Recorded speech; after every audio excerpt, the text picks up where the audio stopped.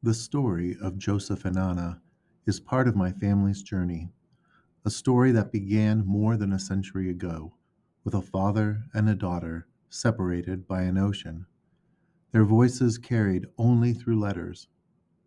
I grew up hearing fragments of their lives, how they came from the Volga River in Russia, and how their faith sustained them through everything that followed. In these historical yet imagined letters, I began to see them not as distant ancestors, but as people reaching across time, as real as we are today.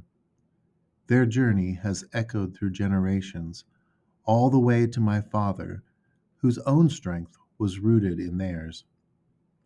My ancestors, the Browns, were among thousands of Volga Germans, descendants of settlers invited by Catherine the Great a century earlier.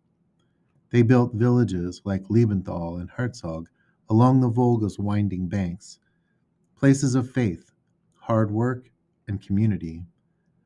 But by the 1870s, the promises of protection and freedom had begun to fade.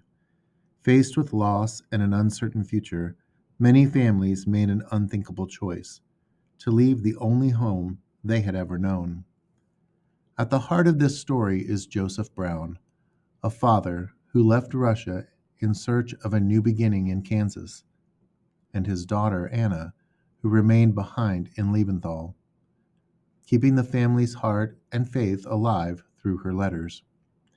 Their words reveal the courage, longing, and devotion that shaped generations to come. Along the way, you will meet other family members, fellow colonists, and community leaders whose choices intertwined with theirs. These letters are the bridge between two worlds, the old and the new, the homeland and the prairie. They remind us that migration is not only a story of movement, but of memory, of what we choose to carry and what we must leave behind. This is where their journey begins and where ours continues.